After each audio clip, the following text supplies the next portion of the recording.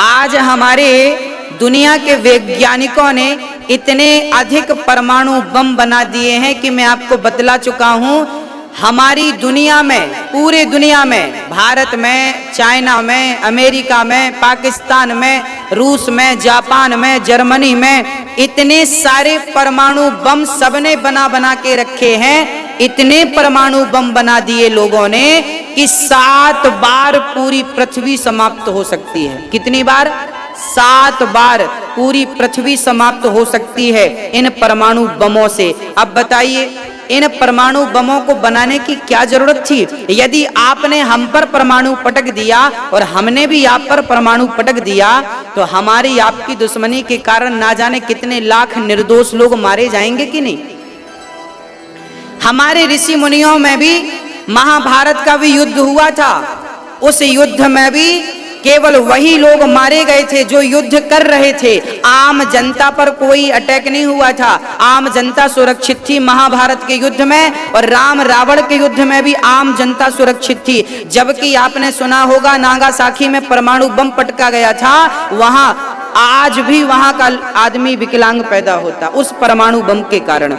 अर्थात हमारे ऋषि मुनियों ने इतना विस्तार इसलिए नहीं किया था कहीं इससे प्रकृति खतरे में ना पड़ जाए। और आज लोग इस बात को नहीं समझते, लोग आविष्कार करते जा रहे हैं, आविष्कार करते जा रहे हैं। उससे क्या हो रहा है? प्रकृति का संतुलन बिगड़ गया। और प्रकृति का संतुलन जब बिगड़ा, ये कोरोना क्या है? ये प्रकृति का संतुलन जब बिगड़ा तो प्रकृति ने हमें श्राप दे दिया कि लो तुम भोगो, ये कोरोना एक श्राप है, भोगते रहो आप, दवाई ही नहीं मिल रही है। अब क्या करेंगे आप? इसलिए मैं आप सभी से प्रार्थना करता हूं कि हम दूसरों के बारे में तो कुछ ना कहें, पर हम अपने आप को ठीक रखें। उसके लिए हमें प्रकृति को भी बचाना चाहिए, हमें अधिक से अधिक वृक्ष लगाना चाहिए। अभी बारिश का टाइम चल रहा है, आप जितना अधिक हो सके पानी बचाइए। प्रकृति भारत माँ की प्यास तब बुझेगी जब आपके छत का पानी ठीक जमीन के अंदर जाएगा। नालियों के द्वारा बह जाता है, लाखों लीटर पानी बर्बाद हो जाता है, जमीन प्यासी की प्यासी रह जाती है और बारिश निकल जाती है। ये बारिश आई है तो आप पानी को जितना अधिक बचाएंगे उतना अच्छा होगा। वृक्षों को जितना अधिक, वृक्षों को आप अपने बेटे की तरह प्यार कीजिए। एक पीपल जरूर लगाइए, एक आम जरूर लगाइए, एक आंवला जरूर लगाइए, एक नीम जरूर लगाइए। मरने के पहले वृक्ष जरूर लगाइए, ताकि मेरे मरने के बाद मेरे द्वारा लगाए वृक्ष भी पशु पक्षियों को और लोगों को छाया देते रहें। इसलिए हमें वृक्ष जरूर लगाने चाहिए। अभी लॉकडाउन हुआ था ना, सारे मजदूर, आपने देखा होगा दिल्ली से जो यमुना एक्सप्रेसवे बना है, जो लखनऊ जाता है, दिल्ली से लखनऊ को जोड़ने वाला जो एक्सप्रेसवे है, जिसे हम यमुना एक्सप्रेसवे कहते हैं, इस रोड में आपने देखा होगा इसी रास्ते अभी मजदूर गए थे अप्रैल की गर्मी में, और आपको सुनकर आश्चर्य होगा एक भी पेड़ इन्हें रास्ते में नहीं मिला। कितने लोग तो रास्ते में चलते चलते दम तोड़ दिया गर्मी के कारण, पानी भी कई बार नसीब नहीं हुआ। यदि हम लोगों ने वृक्ष लगाए होते तो क्या ये वृक्ष हमें मरने देते? हमें वृक्ष जरूर लगाने चाहिए। जब आप सड़क पर चलते हैं और दूर दूर तक कोई वृक्ष नजर नहीं आता और सिर पर धूप होती है ना, तब पता चलता है कि वृक्ष क्या होता है। उस समय बबूल का वृक्ष भी आपको मिल जाएगा ना, तो ऐसा लगेगा कि संजीवनी मिल गई है। इसलिए छायादार वृक्ष हम सभी को लगाना चाहिए, ये हम सबका परम कर्तव्य है। सरकारों को भी चाहिए कि रोड बनाने में लाखों पेड़ काटे जाते हैं, तो रोड बनाने वाले ठेकेदारों को जिम्मेदारी दी जाए कि आपको सड़क के किनारे वृक्षों का रोपण करना चाहिए। ये सख्त निर्देश करना चाहिए सरकारों को। पर लापरवाही ऐसी है कि सड़क बनाने में लाखों पेड़ काटे तो जाते हैं, पर वो वृक्ष लगाए नहीं जाते वापस, और प्रकृति का संतुलन बिगड़ रहा है। हम आज नहीं जागे तो कल को हमारे बच्चे ऑक्सीजन का सिलेंडर लेके घूमेंगे अपनी पीठ में, ऑक्सीजन भी नहीं मिलेगी। इसलिए अभी भी वक्त है, हम सारे भारतवासियों का परम कर्तव्य है कि हम वृक्ष लगाएं और पानी अधिक से अधिक बचाएं, इसी में हमारा कल्याण है। हाँ, आपके पास बहुत पैसा होगा पर पीने को पानी नहीं होगा, तो एक कल्पना करके देखो आपका हाल क्या होगा। हाँ, आपका शहर वीरान हो जाएगा बिना पानी के। करोड़ों की गाड़ी काम नहीं आएगी, सोना चांदी हीरा मोती काम नहीं आएगा। पीने को पानी चाहिए, पानी। हाँ, ऑक्सीजन तो चाहिए ही चाहिए। पीपल सबसे बड़ी ऑक्सीजन देते हैं सबसे अधिक, इसलिए आपको पीपल लगाना है, वृक्ष लगाना है। श्री करदम जी महाराज कामक विमान की रचना करते हैं और उस विमान पर उनकी 9 पुत्रियां उत्पन्न होती हैं। उन 9 बेटियों का विवाह कला का मरीचि से, अनुसुईया का अत्रि से, श्रद्धा का अंगिरा से, हविर्भू का पुलस्त जी से, गति का पुलह जी से, और क्रिया का विवाह क्रतु जी से, ख्याति का विवाह भृगु से और अरुंधति का विवाह वशिष्ठ जी से किया और शांति का विवाह अथर्वा मुनि से किया। ये करदम जी की 9 बेटियां हैं। अनुसुईया जैसी बेटियां करदम जी की हैं। अब सोच लीजिए, हाँ, करदम जी, अरुंधति राम की गुरु माता। राम की गुरु माता कौन है? राम की गुरु कौन? वशिष्ठ जी। और वशिष्ठ जी की पत्नी कौन? अरुंधति। ये अरुंधति इन करदम जी की बेटियां हैं, माँ देवहूति की बेटियां हैं। ऐसी बेटियों को जन्म दिया करदम जी ने और माँ देवहूति ने। श्री करदम जी के द्वारा 9 बेटियां हुई माँ देवहूति के गर्भ से। अब करदम जी ने अपनी पत्नी से हाथ जोड़कर कहा, देवी, बेटियों का मैंने विवाह कर दिया, मेरी जिम्मेदारी पूरी हुई, अब मुझे आज्ञा दो, मैं अपना बचा हुआ जीवन भगवान के चरणों में समर्पित कर सकूं।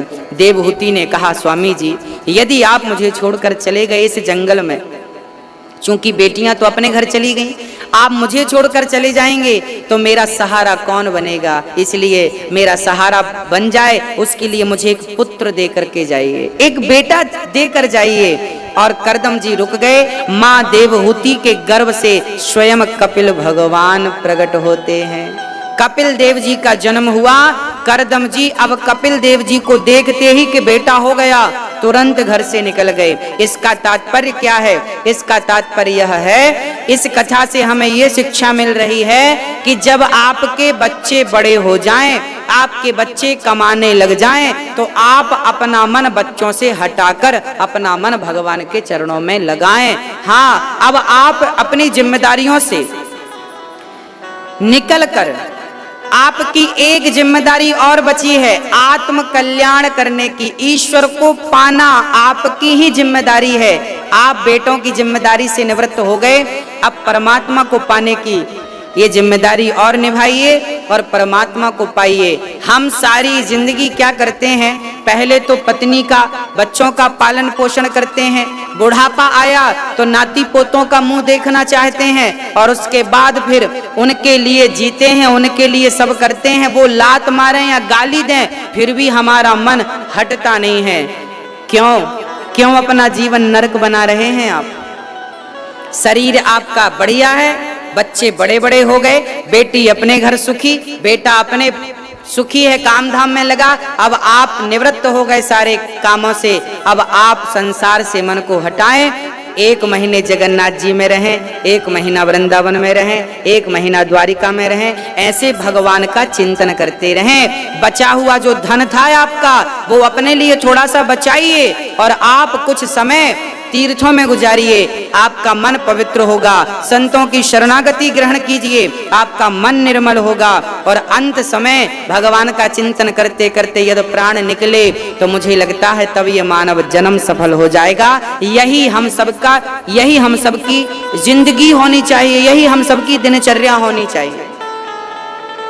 हाँ, इसलिए हम ये चीज समझें और भगवान का नित्य चिंतन करते रहें। यदि मान गए मेरा कपिल भगवान कह रहे हैं, माँ सबसे पहले अपने मन पर काबू करो।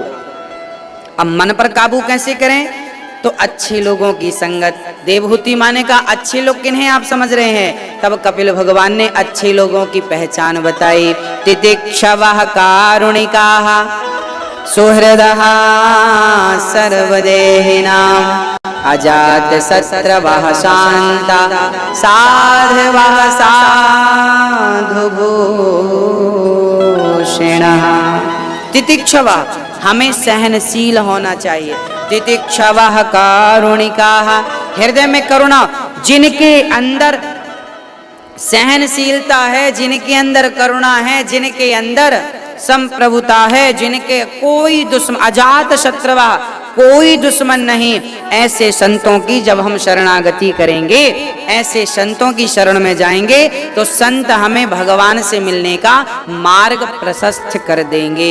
माँ आप बिल्कुल चिंता ना करें और प्रेम पूर्वक भगवान। अब माँ देवहूति ने कहा कि प्रभु भगवान की भक्ति का स्वरूप क्या है, अर्थात भक्ति का स्वरूप क्या है, हमें ये स्पष्ट कर दीजिए। तब स्पष्ट करते हैं भक्ति क्या है। क्या जाप करने का नाम भक्ति है? क्या यज्ञ करने का नाम भक्ति है? दान करने का नाम भक्ति? भक्ति की परिभाषा क्या है?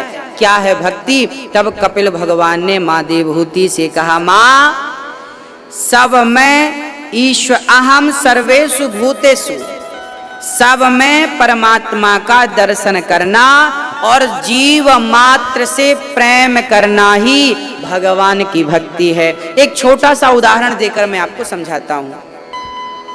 यदि आप किसी व्यक्ति से नफरत करते हैं, माना कि वो कोई भी हो, यदि आपने किसी व्यक्ति से नफरत की और कल को वही रूप में भगवान आपके सामने आ गए तो फिर आप तो भगवान से भी नफरत कर लेंगे। और यदि आप सबसे प्रेम करते हैं तो फिर किसी भी रूप में भगवान आए आप उनसे क्या करेंगे? प्रेम ही करेंगे। तो भगवान की भक्ति क्या है? बोले जीव मात्र से प्रेम रखना ही भगवान की भक्ति है। जीव मात्र का भला करना ही भगवान की भक्ति है और सेवा करना ही भगवान की भक्ति। सेवा कैसी? यहाँ पर कपिल भगवान ने एक सुंदर सी नीति दी है।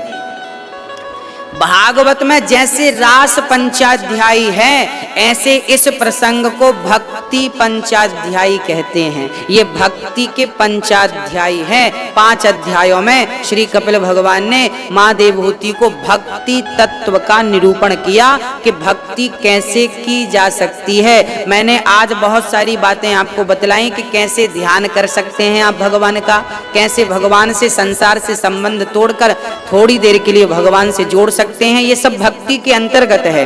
अब मैं आपको एक खास चीज बतलाता हूं। आप कहीं भी हैं, यदि आप डॉक्टर हैं तो मरीज को भगवान के रूप में देखिए। यदि आप शिक्षक हैं तो आप विद्यार्थियों को भगवान के रूप में देखिए। यदि आप विद्यार्थी हैं तो आप मास्टर को, गुरु को भगवान के रूप में देखिए। यदि आप पुत्र हैं तो माँ बाप को भगवान के रूप में देखिए। आप पत्नी हैं तो पति को भगवान के रूप में देखिए। आप यदि ग्राहक हैं, यदि दुकानदार हैं तो ग्राहक को भगवान के रूप में देखिए। आप किसान हैं तो पृथ्वी माँ को, खेत को ही भगवान के रूप में देखिए। अर्थात आप जहाँ हैं, जो कर रहे हैं वहाँ रहिए। आप उसे ईमानदारी से करते हुए ये भाव बनाइए कि ये परमात्मा का स्वरूप है। कथा सुनने वाले जितने श्रोता मेरे सामने होते हैं कथा सुनने के लिए, मैं ये मानता हूँ कि परमात्मा ही इन श्रोताओं के रूप में मेरे सामने बैठे हैं। यही मेरे भगवान है। हाँ, आप ही मेरे भगवान हैं, मैं यही मानता हूँ। आप ही ईश्वर के रूप हैं, बस और कुछ नहीं। ईश्वर ही सर्वम खलविदम ब्रह्मा, ये दृष्टि ही हमें भगवान की भक्ति की ओर ले जाएगी और यही भक्ति है। इससे बड़ी कोई भक्ति नहीं। सेवा ही, भज सेवायाम धातु से भक्ति बनती है, सब विद्वान जन कहते हैं। अर्थात सेवा ही भक्ति है और दूसरा कोई साधन नहीं है। प्रेम ही भक्ति है। सब में ईश्वर का दर्शन करना भक्ति है। सबसे प्रेम करना भक्ति है। सत्य बोलना भक्ति है। सब पे दया करना भक्ति है। ये कपिल भगवान ने कहा। तब माँ देवहूति ने कहा कि संसार के प्राणी इतने दुखी क्यों रहते हैं? तब कपिल भगवान ने वही उत्तर दिया कि संसार के लोगों को सुख की चाहत है, इसलिए दुखी है। अच्छा, सुख कहाँ मिलता है? बोले कहीं नहीं मिलता। तो गर्भवती नारी के पेट में जो बालक है, क्या वो सुखी है? कपिल भगवान ने कहा ना ना, जब पिता के द्वारा नारी गर्भवती होती है तो पहले दिन में वो बालक बुदबुदे की तरह होता है। 5 दिन में बच्चे का सिर बनता है, कठोर होता है, सिर बनता है 1 माह में। फिर दूसरा माह लगते ही उसके हाथ पांव निकलते हैं। तीसरा माह लगते ही स्त्री पुरुष के चिन्ह निकलते हैं। चौथा माह लगते ही बच्चा बच्चे की धातुएं जो सप्त धातुएं हैं वो मजबूत होने लगती हैं, हड्डियां इत्यादि मजबूत। पहले तो एक मांस का गोला होता है, फिर उसमें हड्डियां उत्पन्न होती हैं और 5वें माह से बच्चे को भूख प्यास लगने लगती है। फिर वो 6वें माह से बच्चा माँ के बाएं से दाएं कोख में खिसकने लगता है। पेट में माँ कहती ना बच्चा लात मार रहा है, ये वही मोमेंट है जब बच्चा 6वें महीने में जाता है।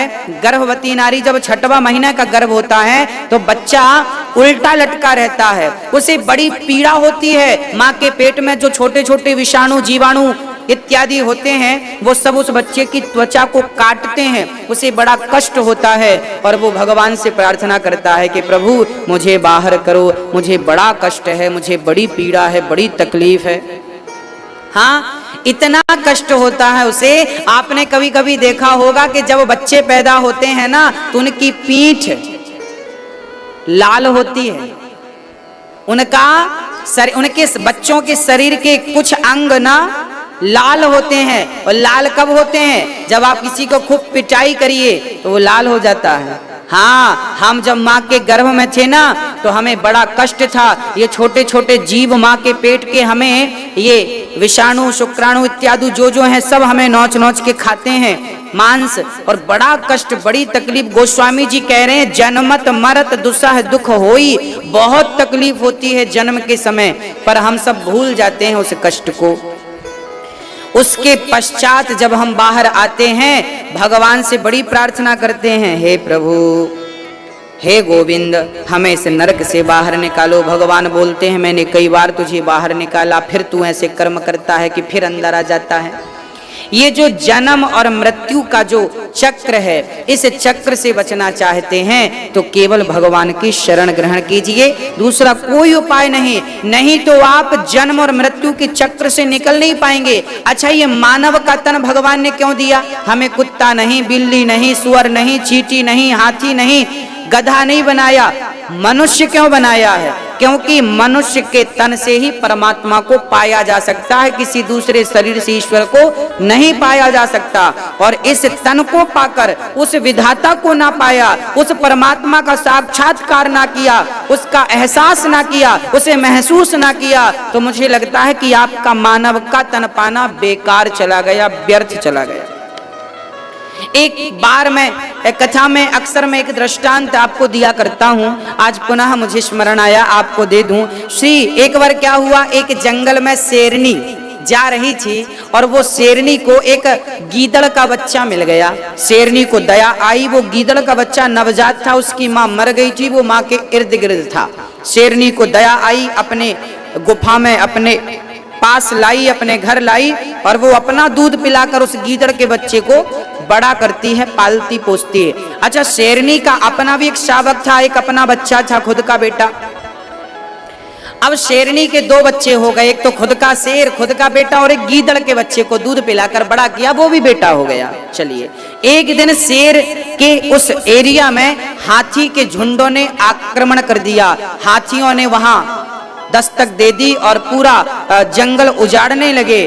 तब शेरनी ने अपने बेटे शेर से कहा, जा और जरा हाथी को यहाँ से भगा के आ।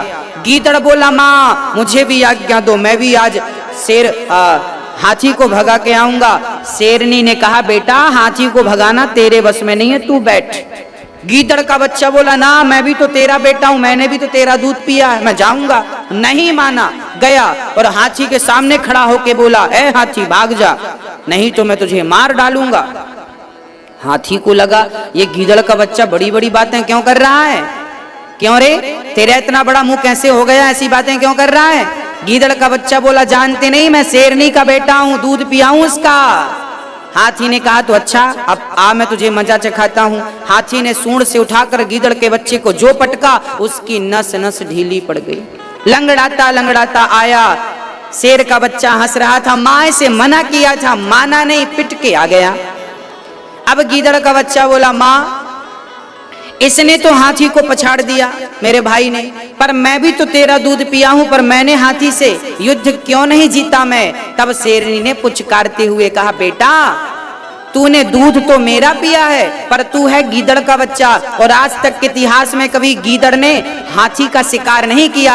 हाथी का शिकार यदि किसी ने किया है तो केवल शेर के बच्चे ने किया है।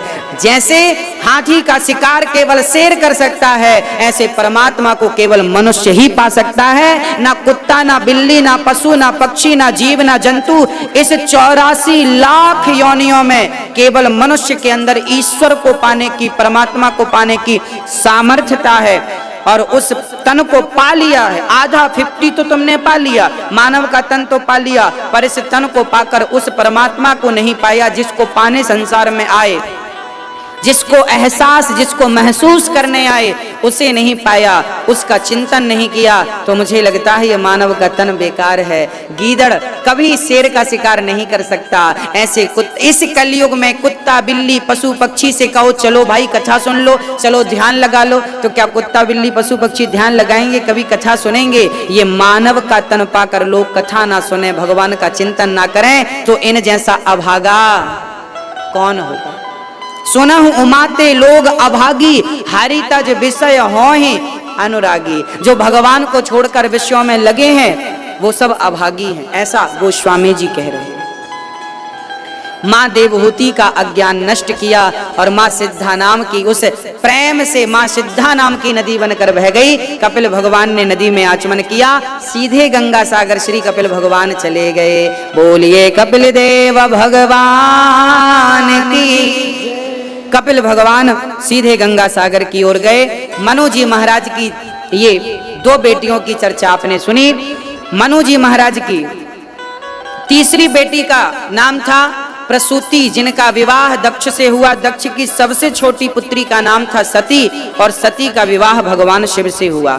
एक बार सती अपने पिता के यज्ञ में गई और बिना बुलाए जब गई, शंकर जी ने लाख मना किया पर मानी नहीं। और जब पति का अपमान वहां देखा कि मेरे पिता ने सबका सम्मान तो किया है, सारे देवी देवताओं को यज्ञ में भाग दिया है, पर मेरे पति भोलेनाथ को नहीं दिया। माँ सती अपने पिता से कहती हैं कि धिक्कार है मुझे कि मैं दक्ष की बेटी हूँ। और योग अग्नि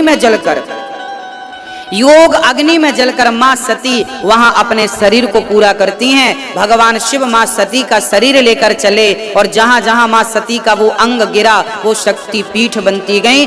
52 जगह पर वो अंग गिरे। 52 शक्ति पीठ हमारे भारत में है।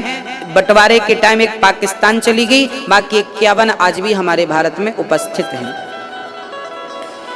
आगे भगवान शिव ने एक गण को प्रकट किया, वो जाकर दक्ष के यज्ञ को विध्वंस करते हैं। और बाद में जब दक्ष का सिर काटा गया, बकरे का सिर लगाया, उन्होंने स्तुति की और फिर उनका यज्ञ पूरा हुआ। वह सती पार्वती के रूप में जन्म लेती हैं और शिव पार्वती का बहुत प्रेम से विवाह संपन्न होता है। बोलिए शंकर भगवान की। अब मनु जी महाराज के 2 पुत्रों की चर्चा हम आपको सुनाते हैं। उनमें से एक की आज, एक की कल। बची हुई चर्चाएं कल कृष्ण जन्मोत्सव की पावन चर्चा हम सुन पाएंगे। मनु जी महाराज के दूसरे पुत्र का नाम था प्रियव्रत और उत्तानपाद। उत्तानपाद की 2 पत्नियां थी, सुनीति और सुरुचि। सुनीति का विवाह, सुनीति अपने पति की बहुत प्रिय पत्नी उत्तानपाद की पत्नी थी। सुनीति के विवाह के लगभग 10 वर्ष हो गए पर कोई संतान नहीं थी। तब सुनीति ने अपने पति से कहा, स्वामी जी आप इतना बड़ा राज्य चला रहे हैं, आपको संतान की आवश्यकता तो पड़ेगी। आप एक काम करिए, आप दूसरा विवाह कर लीजिए। राजा ने कहा, ना ना मुझे दूसरे विवाह की कोई कामना नहीं है। पर जिद किया, कर लो, बच्चा चाहिए। राजा को तो चाहिए क्योंकि प्रजा का पालन करना पड़ेगा, योग्य बालक चाहिए। तब विवाह किया। एक राजा की राजकुमारी को जीत करके ले आए। उत्तानपाद नाम था सुरुचि। वो जैसे ही घर में आई उसने कहा, ये कौन है? बोले ये मेरी पहली पत्नी है। उसने कहा, जब तक ये रहेगी मैं घर में प्रवेश नहीं करूंगी, पहले इसे बाहर करो। कुछ लोग आते ही आग लगाते हैं, इसलिए मेरी आपसे प्रार्थना है कि गृहस्थी के जीवन में आग नहीं बाग लगाने चाहिए। सुनीति को घर से निकाल दिया। सुरुचि के साथ उत्तानपाद रहने लगे। चूंकि सुरुचि बहुत सुंदर थी दिखने में, उनके प्रेम में उत्तानपाद पागल हो गए। कुछ दिनों के बाद सुनीति गर्भवती हो गई और सुनीति को एक बेटा हुआ, नाम रखा ध्रुव। और सुरुचि को भी एक बेटा हुआ जो कि ध्रुव से 1 वर्ष छोटे थे। उनका नाम रखा उत्तम। एक दिन ध्रुव जी महाराज का, ध्रुव जी बहुत छोटे थे, उम्र बहुत छोटी थी। एक दिन इन्होंने अपनी माँ से कहा, माँ पिताजी तो अपनी मेरी छोटी माँ के साथ रहते हैं, माँ आप पिता के साथ क्यों नहीं रहती? अब भला 5 वर्ष के बेटे को माँ कैसे बतलाए कि तेरे पिता ने मुझे घर से निकाल दिया है, तेरे पिता तेरी छोटी माँ के चक्कर में उन्होंने मुझे घर से निकाल दिया, कैसे बात कहें? तब सुनीति ने कोई जवाब नहीं दिया और ध्रुव जी महाराज अपने पिता के पास चले गए और पिता की गोद में दौड़कर बैठ गए कि मेरे पिता मेरे पिता। पास में खड़ी सौतेली माँ सुरुचि, उसने ध्रुव जी का हाथ पकड़ा और नीचे गिरा दिया। बालक, तू इस गोद में बैठने का अधिकारी बिल्कुल नहीं है, जा, यदि इस गोद में बैठना हो तो पहले तप कर, और तप करने से यदि भगवान प्रकट हो जाएं तो कहना कि मुझे सुरुचि के गर्भ से जन्म दो। यदि तू मेरे गर्भ से जन्म लेगा तो निश्चित तुझे ये गोद मिलेगी। अब सुनीति ने जब सुरुचि ने इस प्रकार का अपमान किया, तब ध्रुव जी लंबी सांस लेते हुए वहां से चल पड़े और सुरुचि ने जब कहा कि तपसाराध्य पुरुषम तस्यैवानुग्रहेण में गर्भे त्वं साधयात्मानं यदीच्छसि नृपासनम्। श्री ध्रुव जी महाराज जब अपनी माँ के पास आए, सुनीति ने हृदय से लगाया। अच्छा, ध्रुव जी ने नहीं बताया कि मेरा अपमान मेरी छोटी माँ ने किया है। एक दासी की नजर पड़ गई, उसने देखा ध्रुव बालक रो रहा है, तुरंत सुनीति से कहा, बहन आपका बालक रो रहा है, कुछ अनर्थ हुआ है। सुनीति गई और ध्रुव से रोने का कारण पूछा। ध्रुव जी ने रोते रोते कहा, माँ यदि मेरी छोटी माँ ने मेरा अपमान किया होता तो शायद मुझे बुरा नहीं लगता, पर उस माँ ने कह दिया कि तू अभागिन का बेटा है, अर्थात तुम्हें गाली दे दी। माँ मैं कैसे सहन करूं उस गाली को, मेरा हृदय जला जा रहा है, माँ मुझे कुछ करना है। तब माँ ने कहा, बेटा कुछ मत कर, तेरी माँ ने जो कहा है सत्यम सुरुच्या विहितम भवान में यद दुर्भगाया उदरे ग्रहीता, यदि मैं अभागिन ना होती तो तुझे तेरे पिता की गोद में ना बैठा देती। मैं अभागिन हूँ इसलिए तुझे तेरे पिता की गोद में मैं ना बैठा सकी। बेटा तेरी माँ ने कहा है तपसाराध्य पुरुषम, जा तू तप कर। तेरी माँ तुझे भगवान का पता ना बता सकी और तेरी छोटी माँ ने तुझे अपमानित करके तुझे भगवान का पता बता दिया। बेटा जा, परेशान मत हो और जा करके उस परमात्मा को प्राप्त कर जैसे तेरे पिता भी ना प्राप्त कर सके। एक छोटी सी बात यहाँ मैं कहना चाहूंगा कि जो लोग आप पर पत्थर फेंकते हैं, जो लोग आप पर पत्थर फेंकते हैं, बुरा ना माने, उन पत्थरों को इकट्ठा करते जाएं और अपने रास्ते में सीढ़ियां बनाकर अपने गंतव्य को पहुंच जाएं। आप स्वयं उन पत्थरों की सीढ़ियां बनाएं।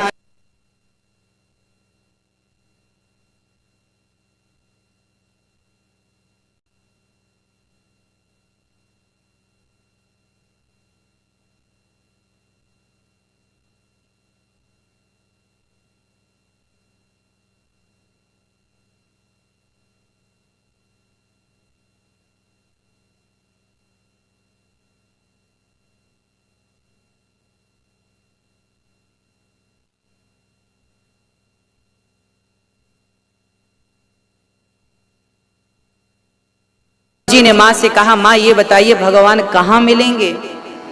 तब माँ ने कहा, बेटा जैसे दही के कण कण में मक्खन होता है, परंतु उस मक्खन को निकालने के लिए दही का क्या करना होता है? मंथन करना होता है। बिना मंथन किए दही का मक्खन तक पहुंचा नहीं जा सकता। ऐसे ही जैसे दही के कणकण में मक्खन तो है पर मंथन करना पड़ेगा, ऐसे कणकण में परमात्मा तो है पर उसे पाने के लिए भक्ति करना पड़ेगा, अपने आप को तपाना पड़ेगा। बिना तप के उस परमात्मा की प्राप्ति नहीं की जा सकती। अब ध्रुव जी महाराज चले, रास्ते में श्री नारद जी महाराज मिल गए और नारद जी ने कहा, बालक तेरा खून बड़ा गर्म है, चूंकि क्षत्रिय है ना, जा, माँ ने अपमान कर दिया, घर छोड़कर आया, जंगल बड़ा खतरनाक है, शेर खा जाएगा, मर जाएगा, चल यहाँ से जा।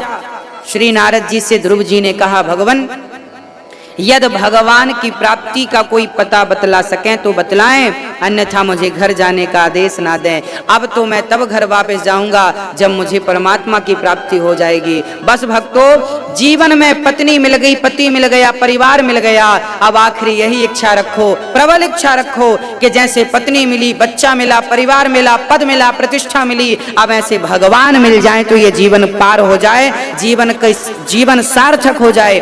आखिरी इच्छा हम सबकी परमात्मा की प्राप्ति होनी चाहिए। आज ध्रुव जी महाराज नारद जी से जब कहते हैं कि मुझे उनके बिना घर नहीं जाना, तब नारद जी ने ओम नमो भगवते वासुदेवाय का प्रबल मंत्र दिया।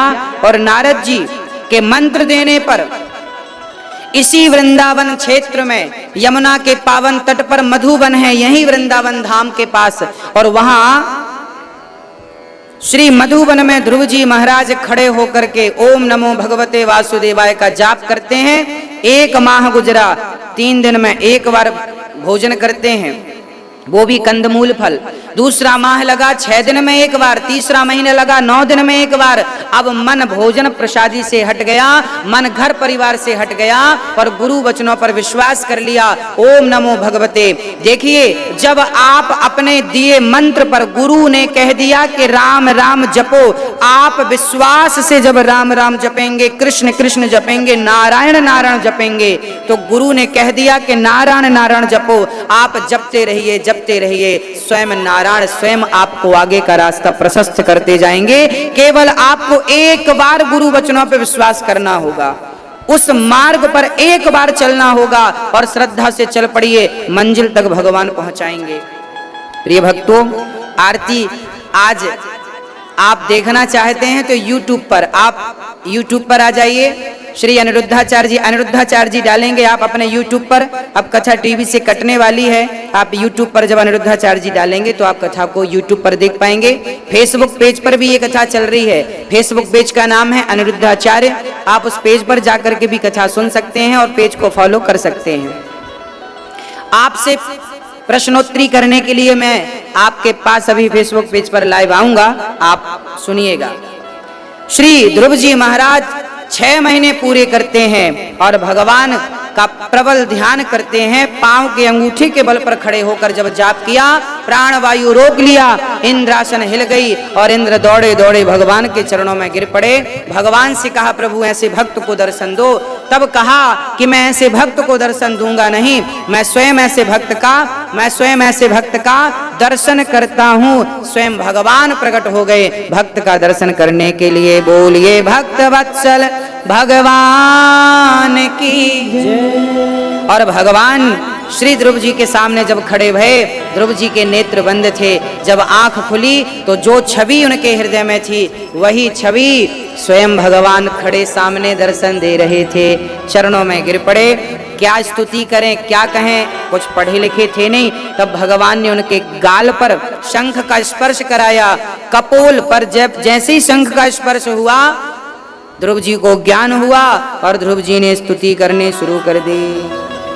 ध्रुव जी ने कहा, योऽन्तः प्रविश्य मम वाचमिमां प्रसुप्तां संजीवयत्यखिल शक्तिधरः स्वधाम्नः अन्यस्तहस्तचरणश्रवणत्वगादि प्राणान्नमो भगवते पुरुषाय तुभ्यम्। ध्रुव जी ने भगवान से कहा, प्रभु योऽन्तः प्रविश्य, आप मेरे हृदय में प्रवेश कर जाएं और मेरी वाणी आपका गुणगान करती रहे, मेरे कान आपकी कथा श्रवण करते रहें। यही प्रार्थना श्री ध्रुव जी महाराज ने की। अंत में जब ध्रुव जी महाराज घर गए तो जिस माँ ने अपमान किया था, आज वही माँ आरती की थाल लेकर खड़ी है और ध्रुव जी का सम्मान कर रहे हैं। ध्रुव जी ने राज्य संभाला है और पिताजी उनके घर निकलकर श्री उत्तानपाद जी राजा बनाकर ध्रुव जी को घर से निकलकर भगवत भजन में लग गए। उनके भाई को यक्षों ने मारा, तब ध्रुव जी ने यक्षों को मार दिया। तब मनु जी ने कुबेर जी ने आकर उन्हें भक्ति का उपदेश किया और स्वयं मनु जी ने उन्हें ज्ञान दिया। आखिरी समय में 36,000 वर्षों तक राज्य पूरा करके ध्रुव जी शरीर सहित जब लीला पूरी हुई तो गंगा स्नान करके संध्योपासन करके शरीर सहित विमान पर चढ़कर मृत्यु के सिर पर पांव रख के विमान पर चढ़ के ध्रुव जी भगवान के निज धाम को चले गए।